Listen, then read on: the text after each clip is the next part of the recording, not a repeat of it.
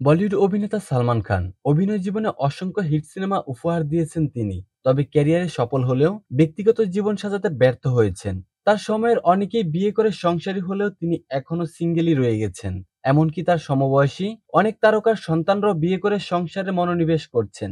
কিন্তু সালমানের বয়স 58 পেরিয়ে গেলেও বিয়ে করছেন না তিনি। তাকে বলিউডের মোস্ট এলিজিবল ব্যাচেলরও বলা হয়। এবার সালমানের বিয়ে না করার কারণ জানালেন অভিনেতার বাবা সেলিম খান।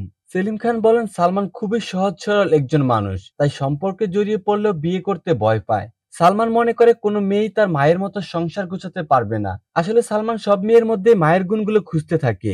সেলিম খান আরো বলেন, সালমান চায় ও যে মেয়েকে বিয়ে করবে সে যেন স্বামী ও সন্তানদের প্রতি গভীর ভালোবাসা রাখে, একজন আদর্শ স্ত্রী হয়ে ওঠে। কিন্তু আজকাল এমন মেয়ে পাওয়া খুবই কঠিন, তাই সালমান বিয়ে করছেন না। অনেকের সঙ্গে সম্পর্কে জড়ালো কাউকে ঘরণী বানাতে পারেননি সালমান। বেশ কিছুদিন রোমানিয়ান মডেলের সঙ্গে সম্পর্কে জড়িয়েছিলেন তিনি। সবাই ভেবে বসেছিলেন লুলিয়া ভান্তারের সঙ্গেই হয়তো এবার সংসার বাঁধবেন এই অভিনেতা। কিন্তু ভক্তদের সেই আশায় পানি ঢেলে দেন সালমান নিজেই। সাফ জানিয়ে দিলেন বিয়ে করবেন না তিনি।